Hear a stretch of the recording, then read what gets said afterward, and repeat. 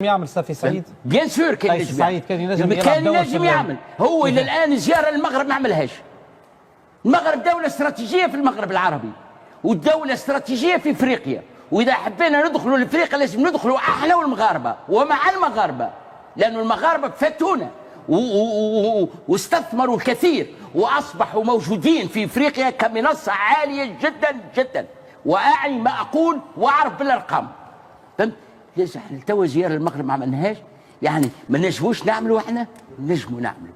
ليبيا هو المغرب نفسه، انا عندي شكوك، هو المغرب نفسه ينتظر في راي تونس، لانه يعرف تونس هي اللي على حدود ليبيا مش المغرب. لكن احنا ممنوعين انه نمشوا للمغرب. انا ممنوعين ولا نفعنا انفسنا؟ يا ودي ممنوعين، لازم تفهموا السياسه من غير ما نفسروا، من غير ما تدخلوني في مشاكل مع الدول الكثيره.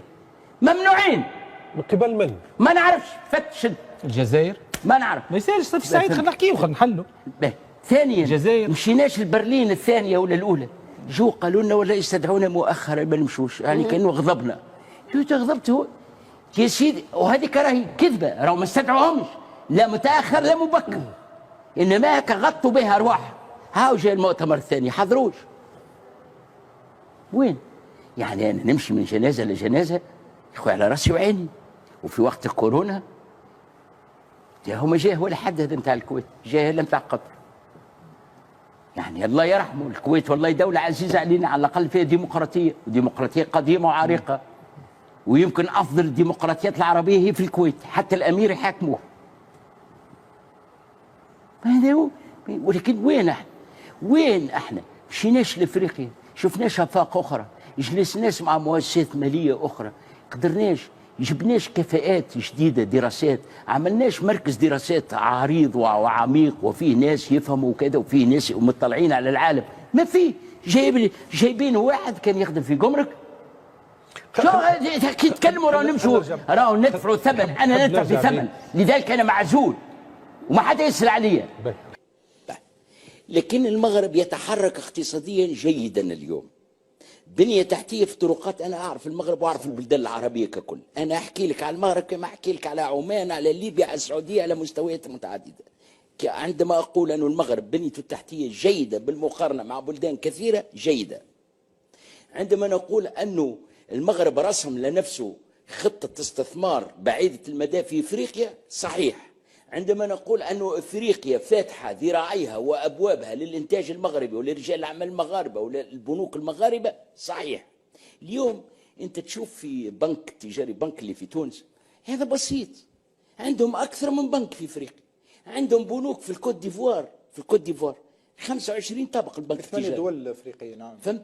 أنا كنت هناك في إفريقيا عندما زار محمد السادس غينيا، وزار الكوت ديفوار، واعتقد مالي والكاميرون، وفي كل بلد، في غينيا بقى اسبوع، وفي ساحل العاج بقى 5 ايام، واطلع وشاف، ودائما يسافر مع الصحفيين ورجال الاعمال والوزراء وكذا واتفاقيات، وكان يستقبل في الافارقه. وانت عندك قصه مهمه ما بين المغاربه والافارقه، هو انه الاسلام في غرب افريقيا زرعه المغاربه، وأنه الحكم في المغرب الموحدون والمرابطون هو قادم من أفريقيا، وأنه ثم تاريخ. اليوم الحسن الثاني، اليوم محمد السادس والمغرب يعني مثل اللي انتبه. ما دمت تكلمنا على الدين أستاذ الصافي، نعم شيء مهم، بروتوكول نعم داخلين المغاربة الدين الإسلامي، نعم. الدين الإسلامي مهم جدا للمغاربة في أفريقيا. نعم انت تعرف انه غينيا بلاد احمد سيكوتوري، سيكوتوري كان يساري يزايد على كل يساري، وكان صديق الحسن الثاني وصديق محمد الخامس، وكان عنده نظام شيوعي احمد سيكوتوري، ونقابي قديم ويساري قديم. العمله الغينيه كان مصور فيها محمد الخامس، حتى جيب رياض في صوره محمد الخامس العمله الغينيه، كانت عنده علاقات متطوره مع ولذلك اليوم المغاربه دخلوا على خط أزواد والتوارق، وعندهم حوارات مع التوارق، وأنه في مرحلة مقبلة قد يعترفون بدولة التوارق، وهذه كله ضمن لعبة جديدة جيوبوليتيكية في المنطقة تمتد من المغرب العربي إلى ما وراء المغرب العربي، هي بلدان الساحل والصحراء. نعم. هناك أمن المغرب العربي هناك أمن المغرب أيضا. المغرب الأقصى أمنه يوجد في غربه وفي شرقه وفي جنوبه. جنوب المغرب هي بلدان الساحل والصحراء. نرجع للمغرب. المغرب كي نقولوا ركن أساسي، أولا يجب أن نؤكد تاريخيا أن المغرب هو أقدم مملكة عربية، مملكة حديثة. نحكي على التاريخ الحديث. معنى التاريخ الحديث؟ التاريخ الذي بدأ مع الحداثة. المغرب بلد مؤسس كمملكة علوية منذ 1660 أو 66. نعم. وقبل ذلك بفترة قصيرة كانت مملكة في حدود تفيلالت ومراكش وكذا لمدة 40 عام أو كذا. بمعنى هي أقدم مملكة في العالم العربي، هي وعمان. السلطنة عمان هي أقدم سلطنة برضو، هي والمغرب، وفي تاريخ واحد تقريبا. أولا الحسن الثاني الله يرحمه لا يرحمه كان يقول سأجعل من مملكتي أفضل جمهورية عربية. كانت قولة يرددها الحسن الثاني في كل مرة. وكان يعتقد الحسن الثاني أنه يبني في ديمقراطية معينة. وكان يعتقد أيضا أن الديمقراطية بالنسبة للملك أو للملكية في المغرب معها هو كما لو أنها نحس. كان يقول كلما اقتربت من الديمقراطية أبعدوني عنها. في كل مرة يريد أن يبني ديمقراطية حقيقية تأتي محاولة انقلاب، وحصلت له محاولتين انقلاب في كل مرة يريد أن يقوم بمصالحة أو ببناء ديمقراطي حقيقي، يقول أنه أجد من يبعدنا عنها. هناك قوة لا تريد الديمقراطية للمغرب. أنا الآن لا أقول أن الحسن الثاني لم يكن سلطانا جبار، كان سلطان جبار، وكان ملك قوي، وكان ملك مزدوج اللسان ومزدوج الثقافة، وكان ملك يحكم ويملك. وهو يقول لا يوجد في تاريخنا العربي ملك يملك ولا يحكم، نحن خلقنا لكي نملك ونحكم. يقول هذه ثقافة أخرى غربية، ملك يملك ولا يحكم، أي ثقافة. لكن ماذا كان يريد أن يقول عندما يقول سأجعل من مملكتي أفضل جمهورية؟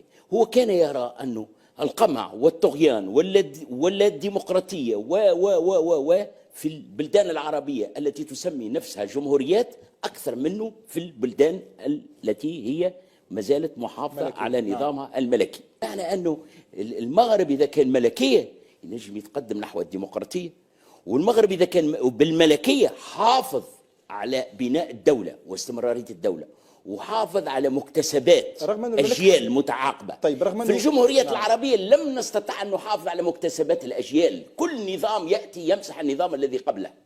نؤكد أنه أنا فاهم تحركات المغرب في هذا الوقت. أولا خذا وقت. أولا لنفهم أن المغرب كما يقول عبد الله العروي، المملكة المغربية أو القصر أو المخزن المغربي كما يقول عبد الله العروي، متقدم خطوة أو خطوتين على النخبة المغربية. هو عندما شاف الموجة الإسلامية قادمة، الملك ذهب لتشكيل حكومة إسلامية، عبد الله بن كيران. وهذا في حد ذاته عند كثير من المفكرين أنه خطوة مهمة جدا، خطوة استباقية للالتفاف على الحركة. لحظة. خذا وقت المغرب، خذا وقت حتى يشوف الخريطة ويقلب وإلى أين الأمور تصل. تحرك أعتقد أنه في وقت مناسب. ما معنى هو في انحسار الموجة؟ أولا الموجة الإسلامية انحسرت وبات واضحا أين حدودها في سوريا، أين حدودها في مصر، أين حدودها في تونس وحتى في المغرب. والمغرب كسلطة، أحكي كسلطة، لأنه المخزن في المغرب عنده مفكرين، عنده سياسيين، عنده استراتيجيين، عنده مفكرين كمخزن. عبد الله العروي كان يعتبر من مثقفين المخزن كثيرين.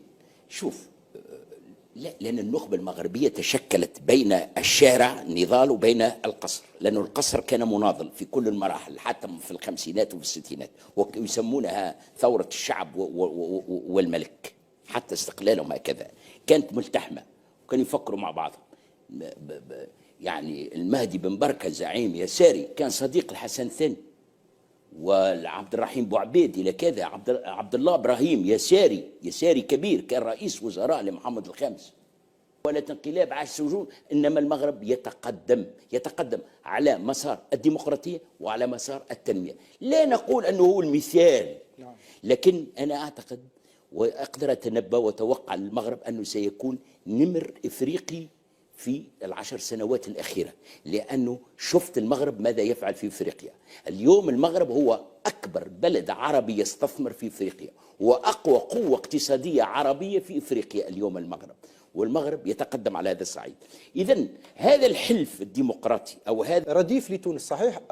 ضعفنا 3 مرات تقريبا في عدد السكان، ضعفنا حوالي 10 وأكثر مرات في عدد الجغرافي، ولكن في الفلاحة أيضا يشاركنا في زيت الزيتون، في المواد الطبيعية والموارد الأولية يشاركنا في الفوسفات. هو يعني ثالث أكبر مصدر للعالم، في المنتج للعالم في الفوسفات، وأول مصدر. يشبهنا قليلا، أيضا يعتمد على قطاع السياحة، أيضا قطاع المالي والبنكي قوي في المغرب. تعرف بأنه واحدة من أكبر البنوك في تونس، لا أدري إذا ممكن نسميها بنك الجنوب، صار تجاري بنك. هذه كفاءات مغربية حلت بتونس. يعني هو شبيهنا في المستوى الفلاحي، أيضا الصناعي، النسيج الصناعي، المناولة مع الاتحاد الأوروبي، هو شريك متميز مع الاتحاد الأوروبي. كثيرون سي صافي يعتبروا في المغرب منافس لتونس، وجزء من تطوره رهين بقاء الوضع في تونس متوتر، وهناك أزمات اجتماعية وسياسية، لأنه جزء كبير من الاستثمارات ومن الموارد ستذهب إلى المغرب. أنه تقليد الكتاب الكبار، الحسن الثاني عنده القدرة على تقليد الكتاب الكبار إن كانوا بالعربية أو كانوا بالفرنسية. إذن الحسن الثاني كان معتد بنفسه، علاوة على أنه معتد ببلده وبتاريخه، هو معتد بنفسه. ما كانش فيما عدا بورقيبة كان يقول له عمي، لأنه من جيل أبوه ولأنه يحترمه. يسمي في الحسن الثاني، الحسن الثاني كان يسمي بورقيبة عمي بورقيبة. نعم. عمي، يعني تسمية هكا للاحترام وللكذا. ما كانش يعتبر زين العابدين بن علي رئيس ولا أي شيء.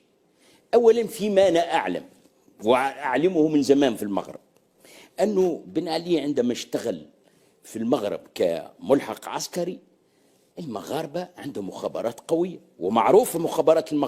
مخابرات المغرب معروفة في العالم، وداخلة حتى على خطوط الأمريكان والفرنسويين والإسرائيليين، ويخدموا جيد جيد جيد، ومعتبرينهم مخابرات حديثة جدا المغاربة.